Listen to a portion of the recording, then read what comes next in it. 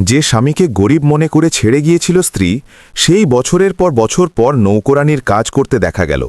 তারপর যা ঘটল তা কেউ ভাবতেও পারেনি। বন্ধুরা, এটি একটি সত্যি ঘটনা, বিহারের পাটনা জেলার, যেখানে একটি ছোট ভাড়ার কামরায় থাকা রবি নামের এক ছেলে তার পরিশ্রম এবং স্বপ্নের সাহায্যে জীবনের সাথে লড়াই করছিল। রবি খুব গরিব পরিবার থেকে ছিল। তার বাবা গ্রামে দিনমজুরি করতেন এবং মা ঘর সামলাতেন। ঘরে ছোট বোনও ছিল, যার পড়াশোনা এবং বিয়ে শাদির দায়িত্ব রবির ওপরই ছিল। রবি ঘরের সবচেয়ে বড় ছেলে ছিল, তাই ছোটবেলা থেকেই সে বুঝে গিয়েছিল যে তাকে অন্যদের চেয়ে অনেক বেশি পরিশ্রম করতে হবে। পড়াশোনায় সে খুব ভালো ছিল। সরকারি স্কুল থেকে পড়ে সে দ্বাদশ শ্রেণীতে ভালো নম্বর পেয়েছিল এবং সেই ভিত্তিতে তাকে পাটনার এক বড় কলেজে স্কলারশিপ মিলে গিয়েছিল। কলেজ তার কাছে শুধু পড়াশোনার জায়গা ছিল না, বরং জীবন বদলে দেওয়ার সুযোগ ছিল। সে পুরনো কাপড়ে সাধারণ চপ্পল পরে প্রতিদিন কলেজে যেত, কিন্তু তার চোখে আত্মবিশ্বাস থাকত। একই কলেজে একটি মেয়ে পড়ত, শ্রেয়া। সে খুব ধনী পরিবার থেকে ছিল। দামি গাড়িতে কলেজে আসত, ব্র্যান্ডেড কাপড় পরত এবং বন্ধুদের মধ্যে সবসময় আলোচনায় থাকত। শুরুতে তার নজর রবির উপর পড়েছিল, কারণ কয়েকজন ছেলে প্রায়ই রবির সাথে মজা করত। কেউ তার কাপড় নিয়ে হাসত, কেউ তার জুতো নিয়ে। রবি চুপচাপ সব শুনত এবং নিজের বইয়ে মগ্ন থাকত। একদিন সীমা ছাড়িয়ে গেল। কয়েকজন ছেলে তার ব্যাগ তুলে ফেলে দিয়েছিল। তখনই শ্রেয়া সবার সামনে তাদের ধমক দিয়ে দিল, যদি নিজের মধ্যে যোগ্যতা না থাকে তাহলে অন্যদের ছোট দেখানোর চেষ্টা করো না, সে কঠিন স্বরে বলল। পুরো ক্লাসে নীরবতা নেমে এলো। রবি প্রথমবার কোনো ধনী মেয়েকে নিজের জন্য দাঁড়াতে দেখেছিল। সেই দিনের পর শ্রেয়া মাঝে মাঝে তার সাথে কথা বলতে শুরু করল। প্রথমে নোটসের অজুহাতে, তারপর সাধারণ কথাবার্তা। তার রবির সরলতা পছন্দ হয়ে গিয়েছিল। রবিও তার ভালোত্বে প্রভাবিত হয়েছিল, কিন্তু সে সবসময় দূরত্ব বজায় রাখত, কারণ তার নিজের এবং তার মধ্যে পার্থক্য জানা ছিল। ধীরে ধীরে দুজনের মধ্যে বন্ধুত্ব গভীর হতে থাকল। লাইব্রেরিতে একসাথে বসা, ক্যান্টিনে চা খাওয়া, কলেজের পর কিছুক্ষণ কথা বলা, এসব তাদের দৈনন্দিন জীবনের অংশ হয়ে গিয়েছিল। একদিন শ্রেয়া হঠাৎ বলে দিল, আমার তোমাকে ভালো লাগে। রবি চমকে গেল। সে তাড়াতাড়ি বলল, আমরা দুজন আলাদা দুনিয়া থেকে এসেছি, এটা ঠিক হবে না। কিন্তু শ্রেয়া জেদি ছিল। সে স্পষ্ট করে বলল, প্যারে দুনিয়া দেখা যায় না। অনেক দিনের চিন্তার পর রবিও নিজের মনের কথা মেনে নিল। দুজন একে অপরকে সত্যিকারের ভালোবাসতে শুরু করল। তারা ঠিক করল যে পড়াশোনা শেষ হওয়ার পরই বিয়ের কথা বলবে। সময় কেটে যেতে লাগল। গ্র্যাজুয়েশন শেষ হলো এবং রবিকে পাটনার এক কোম্পানিতে চাকরি মিলে গেল। বেতন খুব বেশি ছিল না, কিন্তু শুরুর জন্য ঠিক ছিল। শ্রেয়া খুব খুশি ছিল। সে বলল, এখন আমি বাড়িতে কথা বলবো। যখন সে তার বাবাকে বলল যে সে এক গরিব ছেলেকে বিয়ে করতে চায়, তখন বাড়িতে ঝড় উঠে গেল। তার বাবা স্পষ্ট করে না করে দিলেন, কিন্তু শ্রেয়াও স্পষ্ট করে বলে দিল যে বিয়ে সেই ছেলের সাথেই করবে। শেষ পর্যন্ত বাবা বাধ্য হয়ে রবিকে বাড়িতে ডেকে পাঠালেন। রবি আশা নিয়ে গিয়েছিল, কিন্তু সেখানে তার অপমান হয়েছিল। দামি জিনিসপত্র, বড় বড় কথা এবং খোটা, সব কিছু শুধু তাকে ছোট দেখানোর জন্য ছিল। সে বুঝে গেল যে এই সম্পর্ক মেনে নেওয়া হবে না। সে কিছু না বলে ফিরে এলো। সেই রাতে শ্রেয়ার ফোন এলো। সে কাঁদছিল। চলো আমরা পালিয়ে বিয়ে করে নিই, সে বলল। রবি প্রথমে না করেছিল, কিন্তু তার জেদ এবং নিজের ভালোবাসার কারণে শেষ পর্যন্ত রাজি হয়ে গেল। দুজনে কোর্ট ম্যারেজ করে নিল এবং পাটনায় একটি ছোট ভাড়ার বাড়িতে থাকতে শুরু করল। শুরুতে সব ঠিক ছিল, সাধারণ জীবন, কম টাকা, কিন্তু একসাথে থাকার আনন্দ। রবি তার পুরো বেতন ঘর চালানো এবং স্ত্রীকে খুশি রাখতে খরচ করে দিত। সে তার মা বাবাকেও টাকা পাঠাত, কারণ পরিবার এখনও তার উপর নির্ভরশীল ছিল। ধীরে ধীরে শ্রেয়ার পুরনো জীবনের কথা মনে পড়তে লাগল। তার ধনী বান্ধবীরা দেখা করতে আসত, তখন ঘর দেখে অদ্ভুত মুখ করে ফেলত। তুমি এখানে এভাবে থাকছ, এত ছোট জায়গা, গাড়িও নেই। এসব কথা তার মনে বিঁধতে শুরু করল। রবি তার প্রতিটি ইচ্ছা পূরণ করার চেষ্টা করত। সে লোন নিয়ে গাড়ি কিনে ফেলল, যদিও ঘরের অবস্থা আগের থেকেও খারাপ ছিল। সে গ্রামে টাকা পাঠানো কমিয়ে দিল। মা বাবা রাগ করলেন, কিন্তু সে কিছু করতে পারল না। সময়ের সাথে শ্রেয়ার দাবি বাড়তে থাকল। বড় ঘর, দামি জিনিসপত্র, নৌকরানি। রবি বোঝাতে থাকল যে সব কিছু তাড়াতাড়ি সম্ভব নয়, কিন্তু এখন তার কথার কোনো প্রভাব পড়ত না। একদিন হঠাৎ শ্রেয়া বলল, আমার তালাক চাই। রবি কিছুক্ষণ তাকে দেখল। হয়তো তার আগে থেকেই আন্দাজ ছিল যে এই দিন আসবে। সে খুব শান্ত স্বরে বলল, যদি তোমার এটাই ঠিক মনে হয় তাহলে ঠিক আছে। কয়েকদিনের মধ্যেই সে ঘর ছেড়ে চলে গেল। পিছনে রয়ে গেল একটি খালি ঘর, অসম্পূর্ণ স্বপ্ন এবং ভাঙা মানুষ। রবি অনেক রাত ঘুমাতে পারত না, কখনো কাঁদত, কখনো ছাদের দিকে তাকিয়ে থাকত। এক মুহূর্তের জন্য সে সব শেষ করে দেবার কথাও ভেবেছিল, কিন্তু তার মা বাবা এবং বোনের মুখ মনে পড়ে গেল। সে সিদ্ধান্ত নিল, এখন সে কারো জন্য নয়, শুধু নিজের পরিবারের জন্য বাঁচবে। সেই দিন থেকে সে নিজেকে পুরোপুরি কাজে ঝুঁকিয়ে দিল এবং সেই দিন থেকে তার জীবন বদলাতে শুরু করল। শুরুটা সহজ ছিল না, মন ভাঙার যন্ত্রণা বারবার সামনে চলে আসত, কিন্তু এখন সে পালাতো না। সকালে সবার আগে অফিস পৌঁছনো এবং সবার শেষে বের হওয়া তার অভ্যাস হয়ে গেল। আগে যে কাজ সে সাধারণভাবে করত, এখন সেটা পুরো মনোযোগ দিয়ে করতে লাগল। কোম্পানির বড় অফিসাররাও তার পরিশ্রম লক্ষ্য করতে শুরু করলেন। ধীরে ধীরে তাকে প্রমোশন মিলতে লাগল, বেতন বাড়ল, দায়িত্ব বাড়ল এবং আত্মবিশ্বাসও ফিরে আসতে লাগল। সে প্রথমে গ্রামে টাকা পাঠাতে শুরু করল। বোনের পড়াশোনা আবার চালু হলো এবং ঘরের অবস্থা ভালো হতে লাগল। কয়েক মাস পর সে বোনের বিয়ে ধুমধাম করে দিল। সেই দিন তার মা বাবার চোখে যে গর্ব ছিল, তার রবিকে ভিতর থেকে শক্তিশালী করে দিল। 4 বছর কেটে গেল। এখন রবি সেই গরিব ছেলে আর ছিল না। সে পাটনার এক বড় কোম্পানিতে জেনারেল ম্যানেজার হয়ে গিয়েছিল। ভালো কাপড়, নিজের গাড়ি, শহরে ফ্ল্যাট, সবকিছু তার কাছে ছিল, কিন্তু একটা জিনিস এখনও ছিল না, ব্যক্তিগত সুখ। সে হাসত ঠিকই, কিন্তু মন থেকে নয়। বিয়ের নাম শুনলেই কথা ঘুরিয়ে দিত। অফিসে সবাই তার সম্মান করত। সে কঠোরও ছিল এবং ন্যায়পরায়ণও ছিল।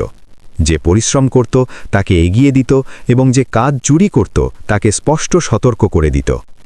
একই অফিসে এক কর্মচারী ছিল সুরেশ। সে খুব পরিশ্রমী এবং সরল মানুষ ছিল। প্রায়ই ওভারটাইম করত এবং কখনো অভিযোগ করত না। একদিন লাঞ্চ টাইমে সুরেশ ইতস্তত করে রবির কেবিনে এলো। স্যার, যদি বিরক্ত না করি তাহলে আজ সন্ধ্যায় আমাদের বাড়িতে খাবার খেয়ে যাবেন।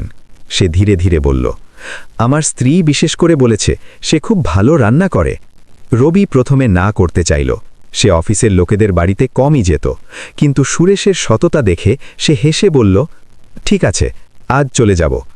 সন্ধ্যায় অফিস শেষ হওয়ার পর সুরেশ তাকে নিজের বাড়িতে নিয়ে গেল। শহরের এক সাধারণ পাড়ায় ছোট একটা বাড়ি ছিল, কিন্তু পরিষ্কার পরিচ্ছন্ন এবং গোছানো। দরজা খুলতেই সুরেশের স্ত্রী নমস্কার করল এবং ভিতরে আসার অনুরোধ করল। রবি যেই ভিতরে ঢুকল, তার চোখ হঠাৎ রান্নাঘরের দিকে চলে গেল এবং সে সেখানেই থেমে গেল। সেখানে একজন মহিলা কাজ করছিল। সাধারণ শাড়ি, বাঁধা চুল, হাতে ঝাড়ু পোছার দাগ। সেও ঘুরে দেখল এবং দুজনের চোখ মিলতেই সময় যেন থেমে গেল। সে শ্রেয়া ছিল। 4 বছর আগে যে মেয়ে দামি গাড়িতে ঘুরে বেড়াত, আজ সেই একই বাড়িতে নৌকোরানির কাজ করছিল। রবির মুখের রং বদলে গেল, হৃদয়ের ধড়কন বেড়ে গেল। তার বিশ্বাসই হচ্ছিল না যে সে সত্যি দেখছে। শ্রেয়াও পাথরের মতো দাঁড়িয়ে রইল। তার চোখে লজ্জা, ভয় এবং অনুতাপ সব একসাথে দেখা যাচ্ছিল।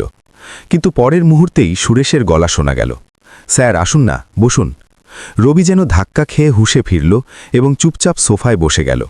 সে কোনো প্রশ্ন করল না, কোনো প্রতিক্রিয়া দিল না, শুধু স্বাভাবিক থাকার চেষ্টা করতে লাগল। খাবার পরিবেশন করা হলো। সুরেশ এবং তার স্ত্রী তার সাথে কথা বলতে থাকল। অফিস, কাজ, শহর, কিন্তু রবি অর্ধেকই শুনতে পাচ্ছিল। তার চোখ বারবার রান্নাঘরের দিকে চলে যাচ্ছিল, যেখানে শ্রেয়া চুপচাপ কাজ করছিল।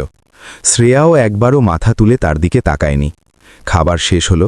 রবি ধন্যবাদ বলে উঠে বাইরে যেতে লাগল। সুরেশ তাকে দরজা পর্যন্ত এগিয়ে দিতে এলো। তখনই পিছন থেকে দ্রুত পায়ের আওয়াজ এলো। রবি, 1 মিনিট। কেউ ধীর কিন্তু কাপা গলায় বলল। রবি থেমে গেল। সে পিছনে ঘুরে দেখল, শ্রেয়া তার সামনে দাঁড়িয়েছিল। চোখে জল ছিল, ঠোঁট কাঁপছিল। সুরেশ এবং তার স্ত্রী দুজনেই অবাক হয়ে গেল।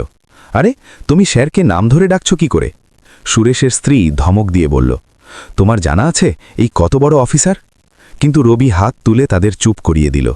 সে শান্ত গলায় বলল, কোনো সমস্যা নেই, আমারও এর সাথে কথা বলতে হবে।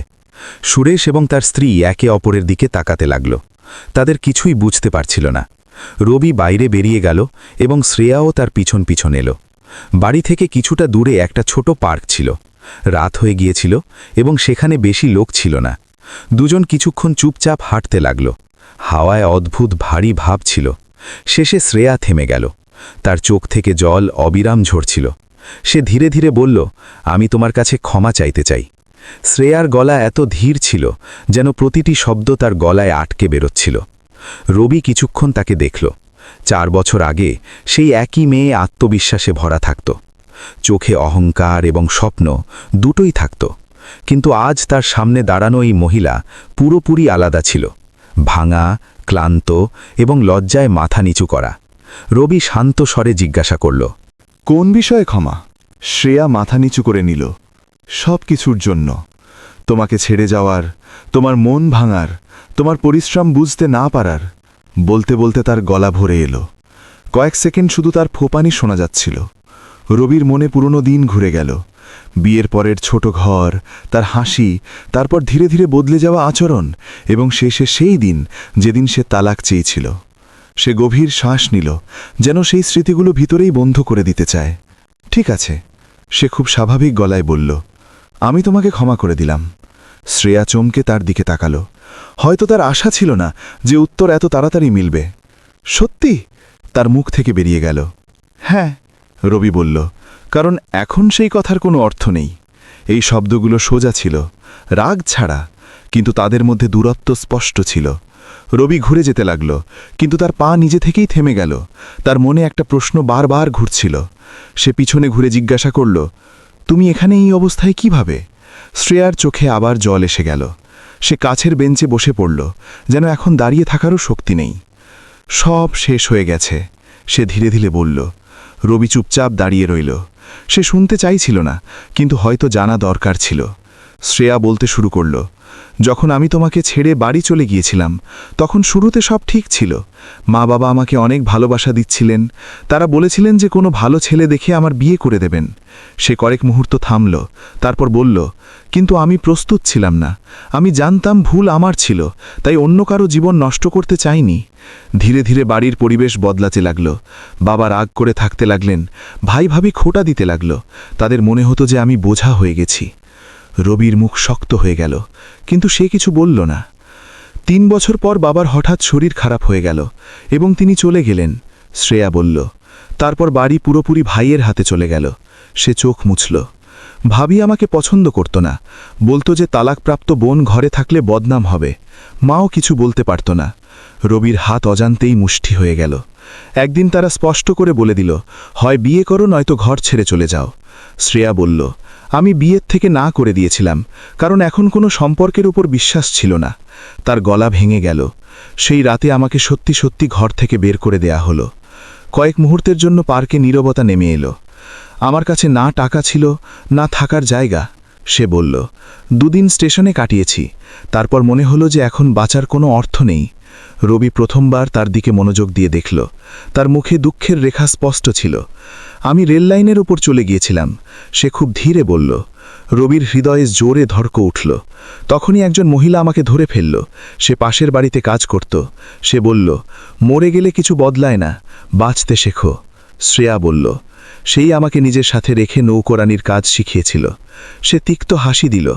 যে কখনো ঝাড়ু ধরতে জানত না, সেই আজ মানুষের ঘর সাফ করে। রবি কিছু বলতে পারল না। তার ভিতরে অদ্ভুত মিশ্রণ ছিল, দুঃখ, রাগ, দয়া, সব কিছু। আজ যখন তোমাকে দেখলাম তখন মনে হলো ভগবান আমাকে একটা সুযোগ দিয়েছেন। শ্রেয়া বলল, শুধু ক্ষমা চাইতে চেয়েছিলাম, যাতে অন্তত অপরাধবোধ শেষ হয়ে যায়। সে উঠে হাত জোর করল, এখন তুমি যাও, আমি তোমাকে অনেক বিরক্ত করেছি। রবি সেখানেই দাঁড়িয়ে রইল। সে যেতে চাইছিল, কিন্তু পা যেন মাটিতে গেঁথে গিয়েছিল। কিছুক্ষণ পর সে ধীরে ধীরে জিজ্ঞাসা করল, এখন ভবিষ্যতে কি করবে? শ্রেয়া হালকা হাসি দিল, যা হাসির চেয়ে ক্লান্তি ছিল বেশি। যেভাবে এতদিন বেঁচে আছি সেভাবেই বেঁচে থাকব। রবি তার চোখের দিকে তাকালো। সেখানে কোনো আশা ছিল না, শুধু শিকার ছিল। হাওয়া জোরে বইতে শুরু করল। গাছের পাতা সরসর করে উঠল। রাত আরও গভীর হল। রবির মনে একটা চিন্তা বারবার উঠছিল, এটাকে এভাবে ছেড়ে দেওয়া কি ঠিক হবে? সে এক পা তার দিকে বাড়িয়ে খুব ধীর গলায় বলল, যদি তুমি সত্যি তোমার ভুলের অনুভূতি করে থাকো, তাহলে কি তুমি আবার আমার সাথে চলতে চাইবে? এই শুনেই শ্রেয়া যেন পাথর হয়ে গেল। সে মাথা তুলে রবির দিকে তাকালো, যেন তার বিশ্বাসই হচ্ছিল না যে সে ঠিক শুনেছে। তার চোখ বড় হয়ে গেল, ঠোঁট কাঁপতে লাগলো, কিন্তু গলা থেকে আওয়াজ বেরোল না। তুমি মজা করছো না তো? সে ভয়ে ভয়ে জিজ্ঞাসা করল। রবি শান্ত কিন্তু দৃঢ় স্বরে বলল, আমি মজা করি না। কিছুক্ষণ শ্রেয়া তাকে দেখতে লাগল, তারপর তার চোখ থেকে জল ঝরতে লাগল। সে হঠাৎ মাটিতে বসে পড়ল এবং 2 হাত দিয়ে মুখ ঢেকে ফেলল। এটা আনন্দের কান্না ছিল না, বরং বছরের পর বছর ধরে চেপে রাখা যন্ত্রণা বেরিয়ে আসছিল। আমি এর যোগ্য নই, সে ফোপাতে থেকে বলল। আমি তোমার সাথে অনেক অন্যায় করেছি, তোমাকে একা ছেড়ে দিয়েছি, তোমার পরিশ্রম, তোমার ভালোবাসা সব প্রত্যাখ্যান করেছি। রবি ধীরে ধীরে বলল, ভুল তোমার হয়েছিল, কিন্তু শাস্তি? ও তোমাকে পেয়ে গেছে। শ্রেয়া মাথা নাড়ল। কিন্তু আমি আবার সেই ভুল করতে চাই না। যদি আমি আবার তোমাকে দুঃখ দেই, তাহলে এখন তুমি আগের মতো শ্রেয়া নও। রবি বলল, এবং আমিও আগের মতো রবি নই। কিছুক্ষণ দুজন চুপ রইল। হাওয়ায় হালকা ঠান্ডা ভাব ছিল, কিন্তু সেই নীরবতায় এক নতুন শুরুর আভাসও ছিল। রবি আরও বলল, আমি তোমাকে ফিরিয়ে নিচ্ছি না কারণ আমি একা আছি, বরং তাই কারণ আমার মনে হয় তুমি এখন বুঝে গেছো যে সম্পর্ক কি হয়। শ্রেয়া ধীরে ধীরে উঠে দাঁড়ালো। তার চোখ লাল ছিল, কিন্তু সেখানে প্রথমবার হালকা চমক দেখা যাচ্ছিল। সত্যি তুমি আমাকে আবার নিজের সাথে রাখতে পারবে? সে খুব সংকোচের সাথে জিজ্ঞাসা করল। যদি তুমি সত্যি নতুন জীবন শুরু করতে চাও, তাহলে হ্যাঁ, রবি বলল। শ্রেয়া কয়েক পা পিছিয়ে গেল, যেন নিজেকে সামলাচ্ছিল। কিন্তু আমি এখন সেই মেয়ে নই। আমার কাছে কিছু নেই, না টাকা, না নাম, না পরিচয়, সে বলল। রবি হালকা হাসির সাথে উত্তর দিল, আমার কখনো এসব জিনিসের দরকার ছিল না। তার এই শব্দ সোজা হৃদয়ে গিয়ে পড়ল। কিছুক্ষণ পর শ্রেয়া ধীরে ধীরে বলল, আমাকে একটা সুযোগ দাও, এবার আমি সব সামলাবো, ঘরও, সম্পর্ক এবং নিজেকেও। রবি মাথা নাড়ল। তাহলে চলো। দুজনে ফিরে সেই বাড়ির দিকে রওনা হলো যেখানে সুরেশ থাকত। দরজায় পৌঁছতেই সুরেশ এবং তার স্ত্রী দুজনেই অবাক হয়ে গেল। তাদের বুঝতে পারছিল না যে তাদের বাড়ির নৌকরানি এবং বড় অফিসারের মধ্যে কী সম্পর্ক। রবি খুব স্বাভাবিকভাবে বলল, আজ থেকে এখানে আর কাজ করবে না। সুরেশ ঘাবড়ে গেল। স্যার, যদি এর থেকে কোনো ভুল হয়ে থাকে তাহলে ক্ষমা করে দিন, আমাদের এর দরকার আছে, সে তাড়াতাড়ি বলল। রবি শান্ত স্বরে উত্তর দিল, ভুল এর নয়, এটা আমার স্ত্রী। এই কথা শুনেই দুজন স্বামী স্ত্রী স্তব্ধ হয়ে গেল। তাদের মনে হলো হয়তো তারা ভুল শুনেছে। শ্রেয়া মাথা নিচু করে নিল। লজ্জা এবং আবেগে তার মুখ লাল হয়ে গিয়েছিল। রবি আর কিছু ব্যাখ্যা করল না, সে শুধু বলল, এর জিনিসপত্র দিয়ে দাও। কয়েক মিনিটের মধ্যেই একটা ছোট ব্যাগ এনে দেয়া হলো। তাতে হয়তো তার পুরো জীবন লুকানো ছিল। রবি ব্যাগ তুলে নিল এবং কিছু না বলে বাইরে বেরিয়ে গেল। শ্রেয়া তার পিছন পিছন হাঁটতে লাগল। গাড়িতে বসার সময় তার হাত কাঁপছিল। হয়তো তার ভয় ছিল যে কোথাও এই স্বপ্ন ভেঙে না যায়। গাড়ি চলতে শুরু করল। শহরের আলো রাস্তায় ছড়িয়ে পড়ছিল, কিন্তু দুজন চুপ ছিল। অনেকক্ষণ পর শ্রেয়া ধীরে ধীরে বলল, ধন্যবাদ। রবি স্টিয়ারিং থেকে চোখ না সরিয়ে উত্তর দিল, এখন ধন্যবাদের দরকার নেই, শুধু সাথ নেবি। কিছুক্ষণ পর গাড়ি একটা বড় অ্যাপার্টমেন্টের সামনে থামল। শ্রেয়া উপরের দিকে তাকালো। উঁচু বাড়ি, পরিষ্কার পরিবেশ, সিকিউরিটি গার্ড, এসব দেখে তার বিশ্বাস হচ্ছিল না যে সে এখানে থাকবে। ঘরের দরজা খুলল। ভিতরে পরিষ্কার পরিচ্ছন্ন সাজানো ফ্ল্যাট ছিল, কিন্তু খুব সাধারণ, কোনো দেখানো নেই, কোনো অতিরিক্ত জিনিস নেই। শ্রেয়া ভিতরে এসে চারদিকে দেখতে লাগল। তার চোখে আবার জল এসে গেল, কিন্তু এবার কারণ আলাদা ছিল। আমি এই ঘরের যোগ্য নই, সে ধীরে ধীরে বলল। রবি প্রথমবার তার দিকে সোজা তাকিয়ে বলল, ঘর যোগ্যতা দিয়ে হয় না, নিবে যাওয়া দিয়ে হয়। এই কথা শুনেই শ্রেয়ার চোখ থেকে জল বেরিয়ে এলো। সে মাথা নিচু করে নিল, যেন সেই শব্দগুলো নিজের ভিতরে নামিয়ে নিচ্ছিল। এতগুলো বছরে সে অনেক কিছু হারিয়েছিল, কিন্তু আজ তার প্রথমবার মনে হলো যে হয়তো সব শেষ হয়ে যায়নি। সেই রাতে দুজন বেশি কথা বলতে পারেনি। শ্রেয়া ঘরে এক কোণে চুপচাপ বসে সময় কাটালো। তার বুঝতে পারছিল না কোথা থেকে শুরু করবে, কি করবে, কিভাবে থাকবে। রবি শুধু এতটুকু বলল, ক্লান্ত হয়ে গেছো, বিশ্রাম নাও। তার স্বরে কোনো অভিযোগ ছিল না, শুধু স্বাভাবিক আচরণ ছিল। পরের সকালে যখন রবির চোখ খুলল, তখন রান্নাঘর থেকে বাসনের হালকা আওয়াজ আসছিল। সে বাইরে এসে দেখল শ্রেয়া চা বানাচ্ছিল। সে খুব সতর্কতার সাথে কাজ করছিল, যেন কোনো ভুল না হয়। টেবিলে আগে থেকেই নাস্তা সাজানো ছিল। এত তাড়াতাড়ি উঠলে কেন? রবি জিজ্ঞাসা করল। শ্রেয়া একটু ঘাবড়ে গেল। কাজ করার অভ্যেস হয়ে গেছে, সে ধীরে ধীরে বলল। রবি কিছু বলল না। সে চায়ের কাপ তুলে নিল এবং চুপচাপ খেতে লাগল। অনেক বছর পর দুজন একই ঘরে বসেছিল, কিন্তু এখন তাদের মধ্যে দেখানোর মতো ভালোবাসা ছিল না, বরং এক শান্ত দূরত্ব ছিল, যা সময়ের সাথে ধীরে ধীরে শেষ হতে পারত। দিন কেটে যেতে লাগল। শ্রেয়া ঘর সামলাতে লাগল। সে কোনো জিনিসে কমতি রাখত না। পরিষ্কার, রান্না, ব্যবস্থা সব কিছু পুরো মনে করে করত। এখন তার কোনো দাবি ছিল না, কোনো অভিযোগ ছিল না। শুধু সে শান্ত থাকত এবং নিজের কাজ করত। রবিও ধীরে ধীরে স্বাভাবিক হতে লাগল। অফিস থেকে ফিরে এখন ঘরে নীরবতা নয়, বরং আপন ভাব অনুভব হতো। একদিন সে দেখল যে শ্রেয়া বারান্দায় দাঁড়িয়ে গ্রামের কথা জিজ্ঞাসা করছে। মা বাবা কেমন আছেন, বোন কেমন আছে? তার গলায় সত্যিকারের চিন্তা ছিল। কয়েকদিন পর রবি তাকে নিজের গ্রামে নিয়ে গেল। মা বাবা প্রথমে চমকে গেলেন, তারপর চুপ হয়ে গেলেন। তাদের সব জানা ছিল, কিন্তু ছেলের সুখ দেখে তারা কিছু বললেন না। শ্রেয়া তাদের সামনে মাথা নিচু করে দাঁড়িয়ে রইল এবং ধীরে ধীরে বলল, আমার থেকে অনেক বড় ভুল হয়েছে, যদি ক্ষমা করে দেন। মায়ের চোখে জল এসে গেল। তারা তাকে জড়িয়ে ধরলেন, বাবাও মাথায় হাত রেখে দিলেন। সেই মুহূর্তে শ্রেয়ার মনে হলো যে সে সত্যি সত্যি ঘরে ফিরে এসেছে। সময়ের সাথে সম্পর্ক আবার গড়ে উঠতে লাগল। এবার তাতে অহংকার ছিল না, শুধু বোঝাপড়া ছিল। রবি এবং শ্রেয়া এখন আগের মতো প্রেমিক প্রেমিকা নয়, বরং দায়িত্বশীল সঙ্গী হয়ে উঠেছিল। কয়েক মাস পর একদিন শ্রেয়া সংকোচের সাথে বলল, যদি তুমি চাও তাহলে আমরা আবার বিয়ে করতে পারি, এবার সবার সামনে। রবি কিছুক্ষণ চুপ রইল, তারপর হেসে বলল, এবার পালিয়ে নয়, পুরো পরিবারের সাথে। সাধারণভাবে কোনো দেখানো ছাড়া দুজনের আবার বিয়ে হলো। এবার কোনো জেদ ছিল না, কোনো চাপ ছিল না, শুধু বোঝাপড়া এবং সম্মান ছিল। বিয়ের পর তাদের জীবন শান্ত এবং স্থির হয়ে গেল। এখন শ্রেয়া ছোট ছোট জিনিসে খুশি হয়ে যেত। ঘরের খাবার, পরিবারের কথা, সন্ধ্যার চা। তার বোঝা হয়ে গিয়েছিল যে আসল সুখ দেখানোয় নয়, আপনভাবে হয়। এক সন্ধ্যায় দুজন ছাদে বসেছিল। হাওয়া হালকা ঠান্ডা ছিল। নিচে পাড়ার বাচ্চাদের আওয়াজ আসছিল। শ্রেয়া ধীরে ধীরে বলল, যদি সেদিন তুমি আমাকে ছেড়ে দিতে তাহলে হয়তো আমি বেঁচেও থাকতাম না। রবি আকাশের দিকে তাকিয়ে উত্তর দিল, কখনো কখনো জীবন আমাদের ফেলে দিয়ে শেখায় যে সামলে কিভাবে চলতে হয়। কিছুক্ষণ দুজন চুপ রইল। তারপর শ্রেয়া তার হাত ধরে নিল, কোনো ভয় ছাড়া, কোনো দ্বিধা ছাড়া। সেই হাতে এখন কোনো দেখানো ছিল না, শুধু সত্যিকারের স্বাদ ছিল। ডুবন্ত সূর্যের আলোয় দুজনের ছায়া একসাথে মিশে যাচ্ছিল, যেন তাদের জীবন আবার এক হয়ে গেছে, এবার চিরকালের জন্য। বন্ধুরা, এই গল্প থেকে আমরা এই শিক্ষা পাই যে ভালোবাসা শুধু একসাথে থাকার নাম নয়, বরং কঠিন সময়ও সম্পর্ককে নিবে যাওয়ার নাম। টাকা, আরাম এবং দেখানো কিছু সময়ের জন্য সুখ দিতে পারে, কিন্তু সত্যিকারের সুখ বোঝাপড়া, ত্যাগ এবং বিশ্বাসে পাওয়া যায়।